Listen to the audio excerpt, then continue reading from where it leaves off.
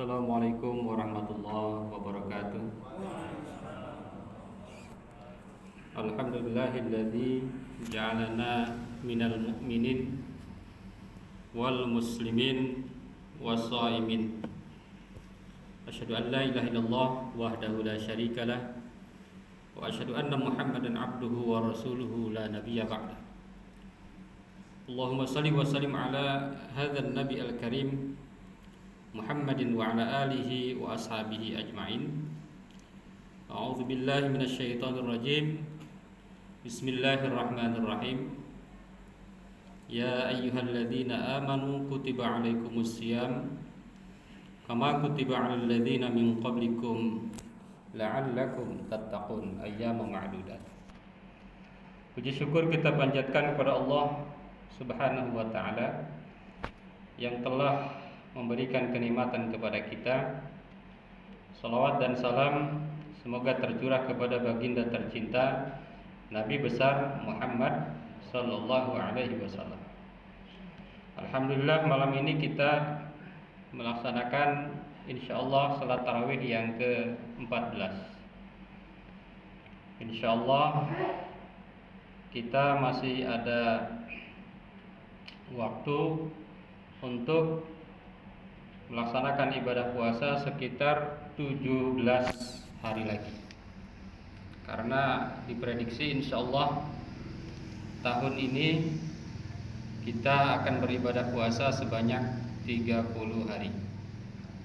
Insyaallah tanggal 13 Mei sambil menunggu sidang isbat keputusan dari pemerintah, kita akan melaksanakan Idul Fitri nanti insyaallah.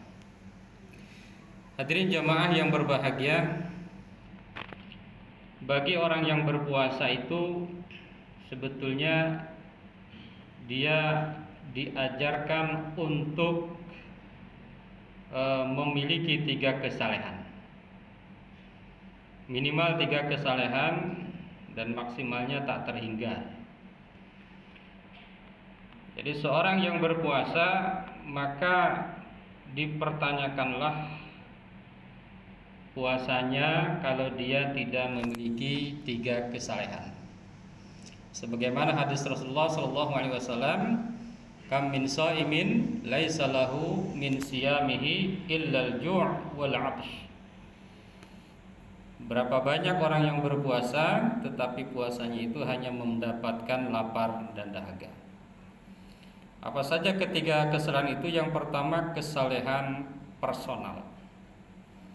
Jadi orang yang berpuasa itu pasti dia itu rajin sholat, pasti dia itu rajin berzikir, pasti dia itu rajin i'tikaf, pasti dia itu rajin membaca Al-Quran, pasti dia itu rajin kalau di jadwal takjil yang ngasih takjil begitu ya.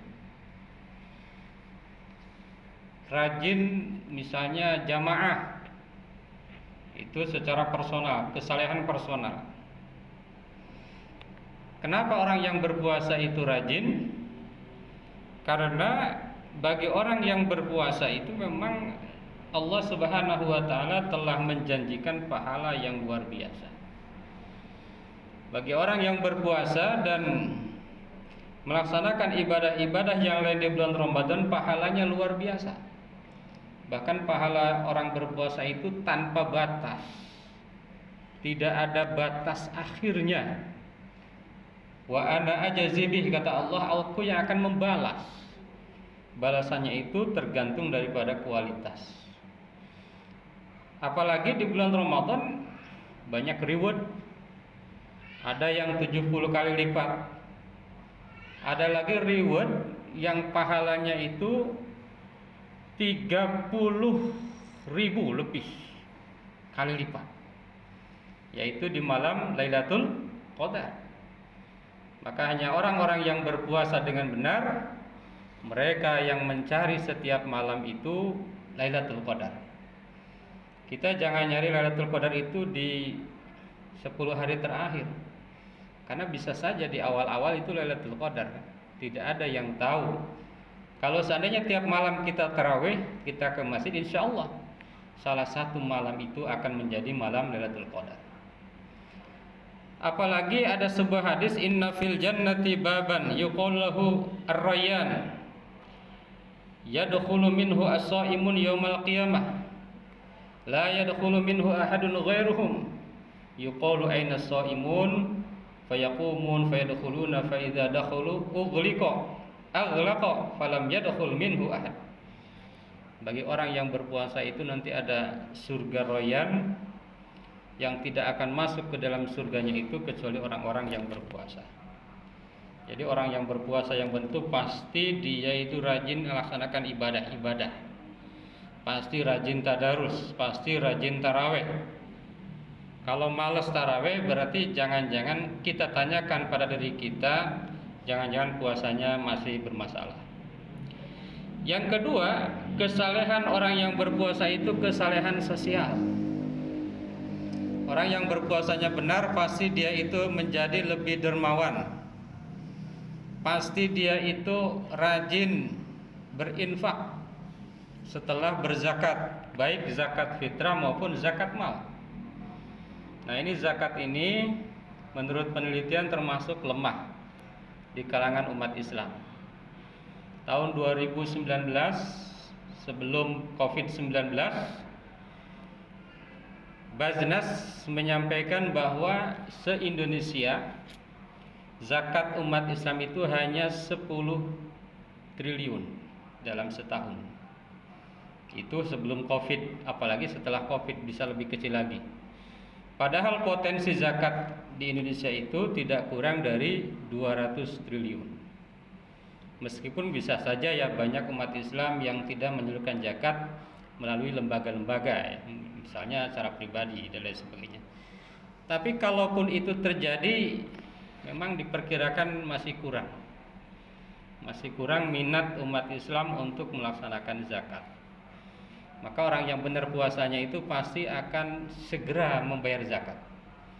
Umar bin Khattab ketika diangkat menjadi khalifah, dia menyampaikan, aku berperang kepada orang yang memisahkan antara sholat dan zakat.